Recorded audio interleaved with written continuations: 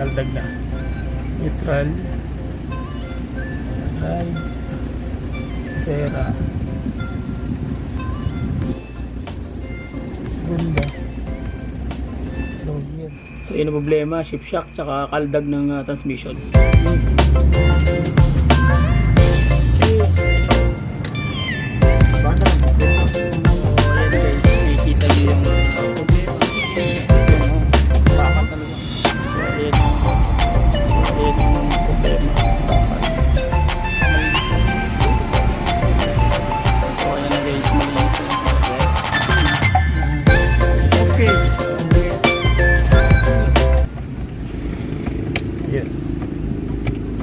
Yun, so sabi na at wala na nga problema, wala na shift shock. Pagpalang araw, another client na naman tayo na Toyota Fortuner. So ang problema nito is shift shock at saka yung kanyang indicator light ng shifter pabago-bago at hindi tawag yan accurate, so nag-delay. So D4D engine po ito guys, automatic transmission. So samahan nyo ako sa basic point of tutorials kung ano yung itutulong natin dito ma-address kung paano natin tirahin. Hindi ko mabidyohan step by step, malaga makuha nyo lang yung punto by punto kung paano natin ginagalaw at kinakamit yung mga parts, okay? Especially sa mga nag-DIY at mga gusto mga baguhang magmimekaniko. So ang gawin natin muna ngayon guys is check muna natin yung indicator lights ng kanyang shifter doon sa driver side. So tara, check natin guys. Okay, so start na natin. Yan.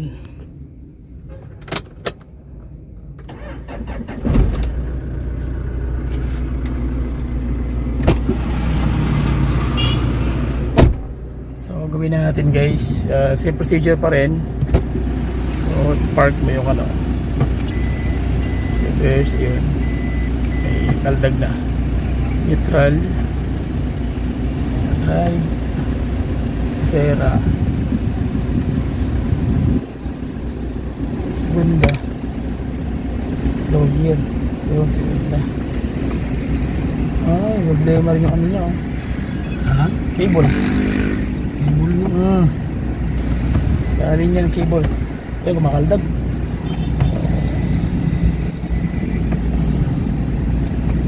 Hindi makable niya. Hindi na nasa sentro. Kailangan i-check ang cable nito. Saka yung wire ng cable. Bakit gumaganyan late yung ilaw.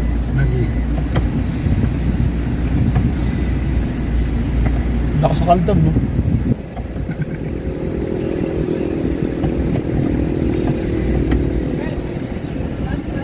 So napansin ko dito guys, yung kanyang shifter indicator lights delay, tapos minsan nawawala pa yung lights mismo sa kanyang drive or reverse sa kanyang third gear and second gear. So makikita nyo ngayon guys, bigla siyang magja-jump, so bigla siyang magbi-blink na nawawala yung indicator lights, then biglang tatalon-talon. So ibig sabihin na indication nito na may problema dun sa kanyang solenoid valve body. So either electrical or hindi natin alam. So sana hindi malaki ang damage, kaya nagja-jump. Okay, so yun ang pinaka main issue nito, kaya kumakaldag siya. Kaya unang start ko pa lang, pag reverse ko, ang lakas na ng kaldag. So ang gagawin nito guys, walang ibang remedy nito pag ganito. Yes, kailangan mo nang mag-change oil ka muna o mag-fluid change. So bago ka mag-diagnose kung hard trouble na. Okay, kasi medyo malaki ang budget. So ang may-ari pigado rin. So medyo hindi kaya yung in-order kong budget para sa kanya. Pero remedy lang gagawin natin, at least malaman nyo kung ano yung gagawin natin. So try natin ilalim guys, check natin yung ilalim transmission. So bago ang lahat, shoutout muna sa kumikaniko si Brad Ping Pre Ramos, ang ating birador guys na Karsing TV at ang ating buddy. Okay? Okay lang ba? Okay, good. Shoutout. So yun guys, ang gagawin natin guys, iilalim na tayo. So tatanggalin natin yung takip na transmission.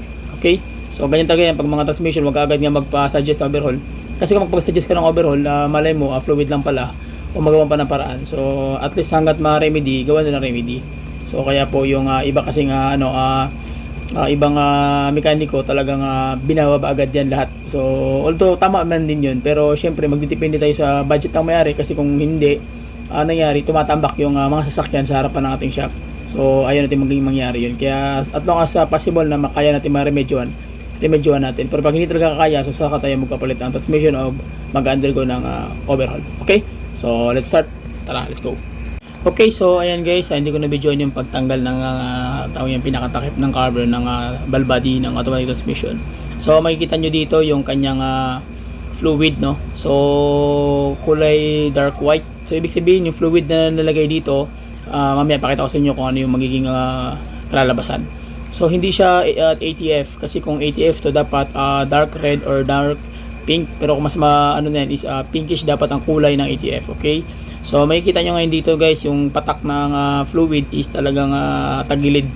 So which is hindi talaga siya akma yung fluid na nilagay, kaya nagkakaroon ng problema o pagkasira ng automatic transmission. So ang gawin natin guys, tanggalin muna natin yung filter. So ngayon, suggest ko sa inyo, maraming nag-change oil ng hindi tinatanggal ito. So karamihan sa mga mechanic, takot din silang gumalaw, especially pag hindi mo alam yung automatic transmission, dahil pag tinanggal mo yung fluid nito guys, yung filter ng automatic transmission fluid, may mga bearing kasi yan, mga ball bearing na pinaka valve, and then yung kanyang mga o-ring. So pag hindi mo kabisado yun, may posibilidad na masira or magkaroon ng problema sa loob. Okay, magkaroon ng vacuum. So kaya takot din silang gumalaw, pero kailangan talaga, para sa mga tulad sa atin na medyo may experience na talaga, so kailangan mag-change oil ka ng transmission. Kung maaari, bakasin mo na para matanggal mo yung balba, yung kanyang filter at malinisan nyo. So makikita nyo guys, kulay black talaga. Okay, dark black talaga yung yung kanyang fluid na ilagay dito. So yun ang una kong sintomas na nakita ko kung bakit iba yung andar ng engine nya, tsaka nagkakaroon ng shift shock, yung problema ng makina. Okay, so yun talaga yung nagiging main issue nito, yung problema ng kanyang engine, ng kanyang transmission. So makikita nyo ngayon, tatlo lang yung solenoid valve nito. So chinek na rin natin yung wiring nito, okay pa naman, wala problema. So nagkakaroon ng problema mismo doon sa kanyang solenoid valve sa mismong loob. So check natin guys. So okay naman yung kanyang valve body, na double check natin. So yung wiring wala namang problema, and then yung kanyang dalawang wire lang naman to. Tatlo, isa, dalawa, tatlo. So yung tatlo yung solenoid, ayan. Tapos yung isang solenoid mismo yung sa piston, nasa built-in naman siya, so kailangan mo siya baba. Ito naman yung kanyang sa shifter naman ito, sa may valve shifter naman ito.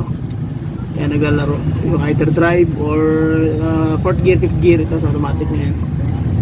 So ngayon gagawin natin, dilinisan na natin yung filter, kasi nga yung problema, yung nailagay na fluid is CVT fluid, so which is hindi dapat yun automatic transmission fluid na ATF. So yun po yung naging cause kung bakit nagkaroon ng problema. Sana hindi na damage yung kanyang lining, kaya kung ma-damage yung lining, medyo talagang matatanggal at ma-overhaul ito.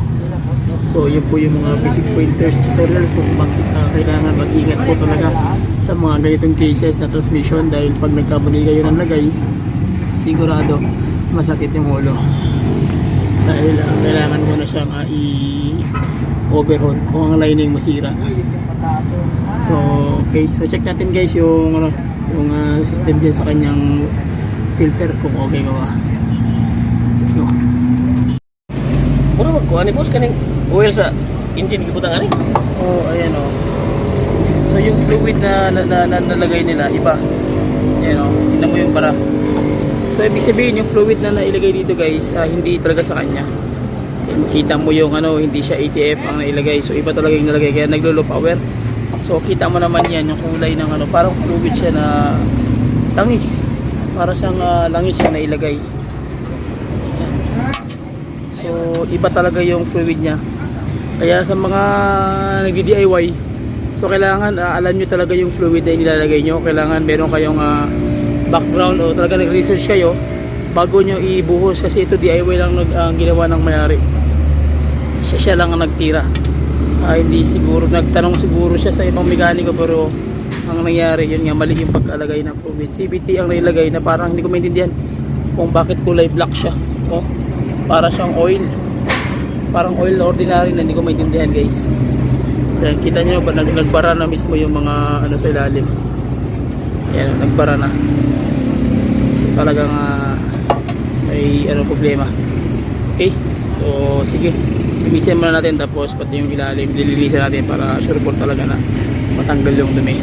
Sige, ito tutorials kung ano yung gagawin. So kailangan talaga tanggalin yung ito. Marami nagsabi sa akin, ba't hindi pa pala ng filter? Washable naman yan. So depende naman sa iyo kung pabalik mo o hindi, pero para sa akin pwede pa naman siyang gamitin. kasi washable naman to. Okay lang kasi bibili ka mahal. So practical na lang, may-ari din na magdidesisyon kung ano dapat gawin. Okay, so yan.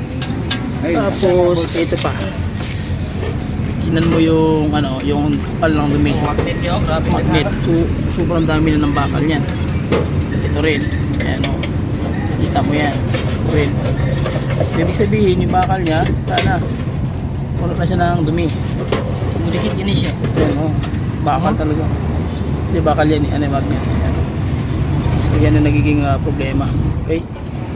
So, yan yung problema. Bakal. Bakal talaga. Yan, ganun din. Iya boss natin na yung kuhan. Yan ang problema. Wala pag ginawara tapak ko dato ko. Simulit lagi para wala nang ano, para malinis na. Okay, so after natin na malinisan yun guys, pakita ko sa inyo yung washable ATF fluid filter. So chine-check ko na muna dito yung sistema sa ilalim dahil maglalagay na kami ng gasket all, and then dire-diretso tayo guys, kabit na natin yung buo system para maramdaman din kung okay na ba yung tira natin. So ayan na guys, malinis na yung tira natin. Pogi na siya kasi pogi na ni Remil. So ayan yung mga magnet. So malinis na rin, ikakabit na lang din yan.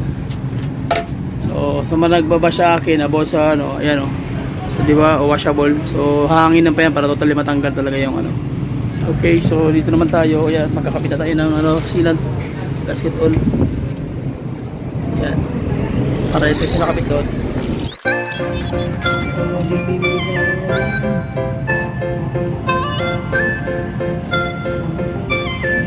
Okay. So, ayan, nakabit na natin yung Sige. filter.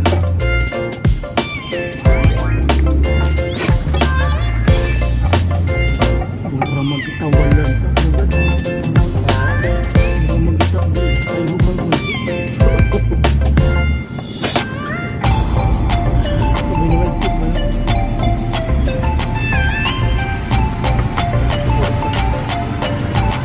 Git! Git! Dito ko mabili.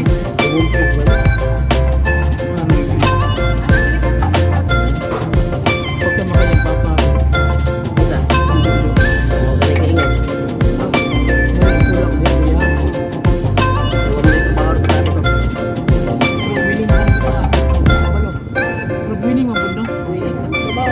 So hindi mo gawin doon. Walang ko ng motor. Yung motor na isa guys. Okay na? Yan, bigyan na natin ng gasket all. Shout out sa mga follower subscriber ng taga Balongan. Shout out kay Wawi na busy na tips. Anong gawin kay Wadre? Padre, nako, tapos dati ko wala.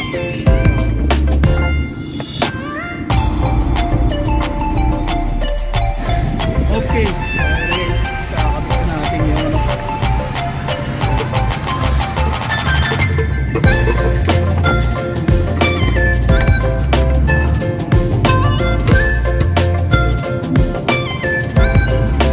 Mel?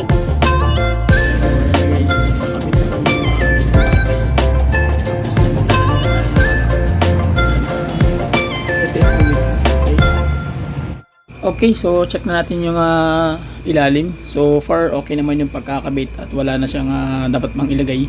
So ang gawin natin is maglalagay na kami ng ATF fluid. So inuulit ko kanina, CVT po yung nailagay, hindi ATF. So kaya nagka-problema yung transmission. So double check na po yan ang gagawin natin na maglalagay tayo ng fluid. So ang fluid naman po is depende naman sa may-ari, basta fully synthetic. Pag mga ganito transmission, Shell, okay lang na brand yan kahit anong klase, basta synthetic talaga.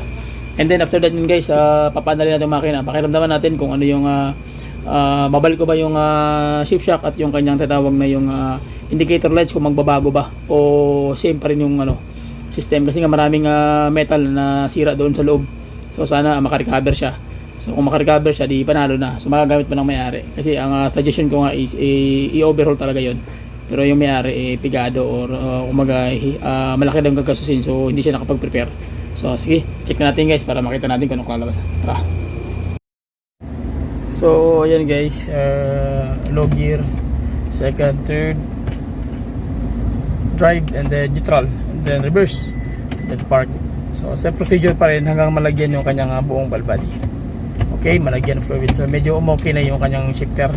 Kanina nagloko yung shifter guys. Dahil nga barado yung kanyang solenoid valve. Yun po yung naging problema nito, yung solenoid valve barado. Kaya yung shifter nagloloko. So ayan, medyo umokay na yung yung shifter niya. Recover ng shifter niya oh. No, hindi na yung shifter niya ito, di ba kaya nawawala ilaw? Ayun, medyo umokay na oh. Segunda, tercera. Umokay na siya oh. Kaya nawawala, di ba? So nandyan yung problema. Yun. Pwede mo na So, Okay, so yun yun lang guys, maraming salamat sa inyo sa walang sawang suporta sa ating YouTube channel, Carsling TV. So, Drive ako and nagpapasalamat ang buong puso sa reverse. inyong lahat sa mga bagong mechanicals, So, mga procedure pa rin DIY, hanggang malagyan yung kanyang DIY at saka valve sa mga okay, malagyan gusto ng fluid. So, mag-mekaniko, medyo umokay na yung sa kanyang mga shifter. unit owner at sa Kanina lahat ng mga nagloko yung sumusuporta shifter, sa guys. ating YouTube channel. So, Dahil nga barado comment lang kayo sa mga tanong, hindi ko man ma-replyan lahat. barado. Pero sisikapin natin na nagloloko. ma-replyan ko lahat ng mga So, tanong ayan, nyo, medyo kung ano umokay yung na yung possible at shifter pwede may ibigay na advice. Recover ng shifter Counterpart, may ibahagi ko yung Hindi na kaalaman sa ating munting yung shifter niya ito, ako di ba kaya nawawala nagpapasalamat ilaw? muli sa inyong lahat. Ayun, So medyo please umokay na, subscribe to YouTube channel, share my video guys, bye bye and God bless. Okay na siya. See Kaya you. nawawala, di ba?